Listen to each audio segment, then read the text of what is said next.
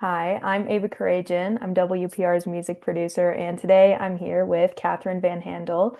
Catherine was the principal bassoon of the Milwaukee Symphony Orchestra and recently joined the Cleveland Orchestra as assistant principal bassoon. She also has released her own album, which is called Bassoon Soiree, and that showcases a lot of Latin American and French music. Today, we're going to be talking about her role as featured soloist on David Ludwig's Pictures from the Floating World. And that's going to be a new release coming out on January 30th. It's a live recording with the Milwaukee Symphony Orchestra, conducted by Ken David Masseur. Um, Welcome, Catherine. So happy to have you here today. Hi, Ava. Thanks so much for having me. Yeah. So let's get into Pictures from the Floating World. What can you tell us about this new release? Sure. I'm just so excited that this piece is being released out into the world. Thank you so much for interviewing me. Pictures of the Floating World was deeply inspired by Japanese art, particularly the ukiyo-e prints, art that captures fleeting moments, motion, and atmosphere rather than fixed narratives.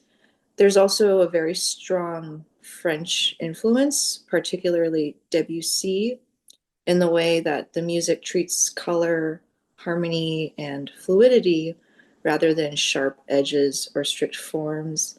So I like to think of this piece as a beautiful blend in space between East and the West, blending Japanese visual aesthetics with French musical impressionism.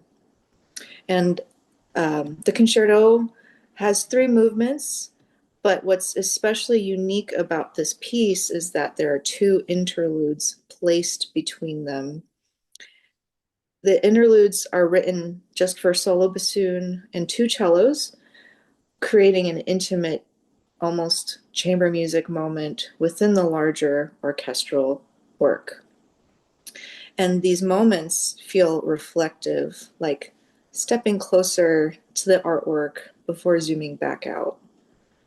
The fluidity is the central to the piece. Nothing feels rigid or percussive. The lines unfold organically, almost like brushstrokes or ink flowing on the paper. And so there's this sense of motion that connects directly to both Japanese art and Debussy's influence.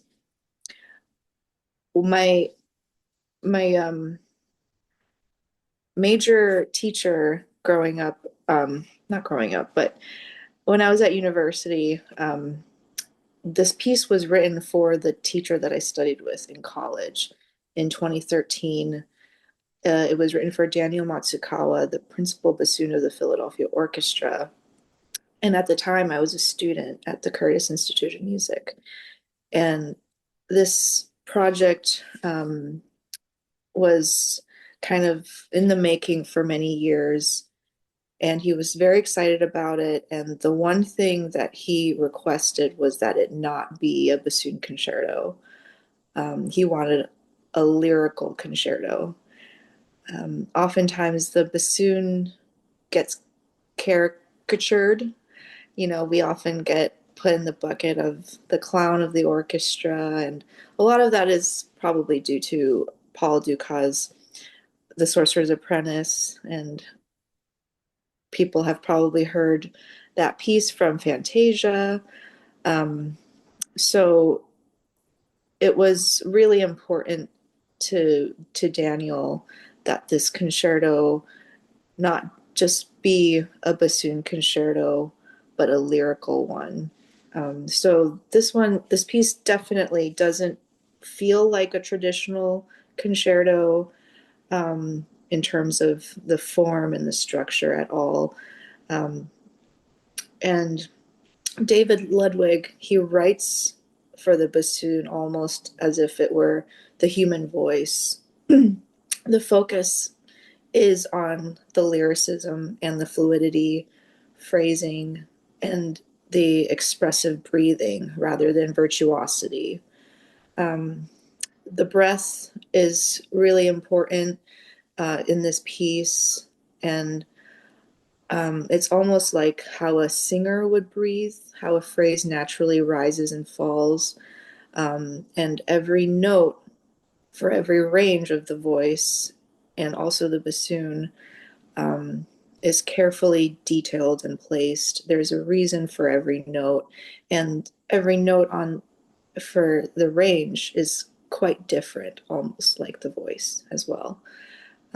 So it's treated intentionally.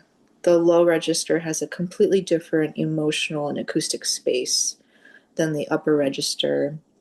David Ludwig orchestrates the piece so beautifully in order to create space for the bassoon to come through. And it's a really nice, beautiful orchestral sound. It's full, but you'll always be able to hear the bassoon on the top. Yeah. I wanted to bring up that the composer, Ludwig, he kind of talks about this piece being inspired by the feeling of floating through days. This is a quote from him. It says, going back to the idea of the floating world, there's something poetic for me as we in the modern world tend to float through our days as one passes into the next, losing definition into memory. This piece is a journal of sorts to describe that feeling, gliding on time in a world of fleet impressions, which I feel like is a very specific feeling, but it's kind of vague, and I don't know how I would convey that as a musician. How did you go about trying to convey that feeling? That's a great question. Um, you know, it's always a journey when you go through a piece. And he does write very specifically uh, when the sections and the transitions go move from section to section. So I think that helps. But especially the opening of the piece, it's like you're just standing on a high wire, gliding and floating. And time almost stops because you don't know what's going to happen next. And all you can do is just keep leaning forward to listen to the next note when it falls or rises. Um, yeah. So that's kind of what I think my approach was, just moving from note to note, one step at a time, and enjoying every moment of it. Very cool. I also didn't know, I don't know much about classical music. I'm a work in progress. I'm learning. And so I didn't really know anything about the bassoon. And so I was looking up videos of people playing and um, how you have to use all 10 fingers and how it's one of the few instruments. And so just even balancing that with the emotional complexity, I'm like, oh my God, that would be so much for me to keep in mind.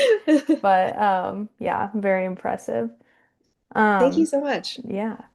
So I kind of wanted to ask about your new position with the Cleveland Orchestra.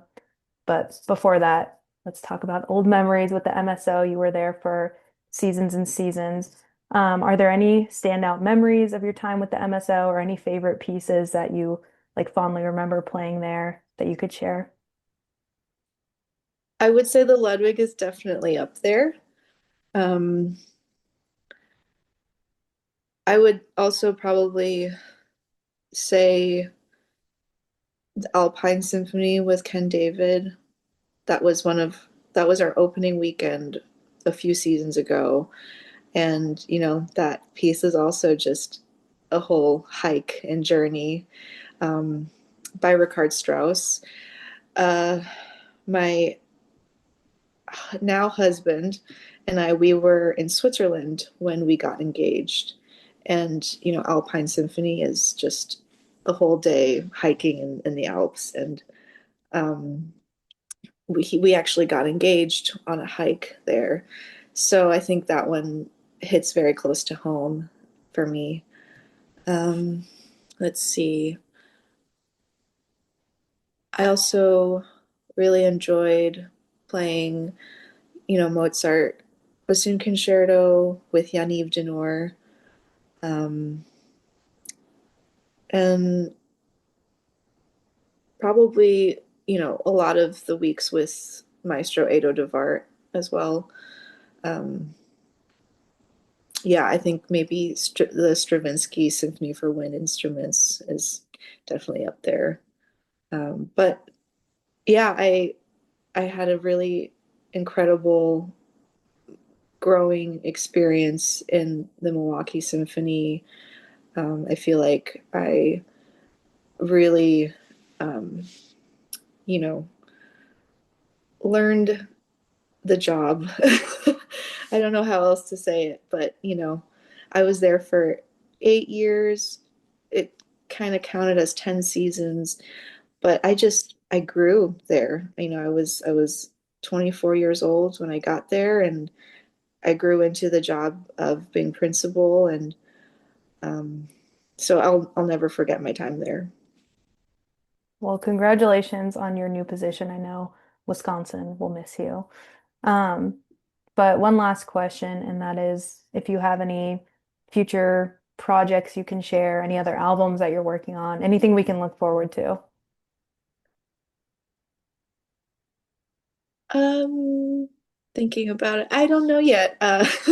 Well, because this is actually my second week on the job here in Cleveland, so I'm I'm like, what's next? kind Yeah.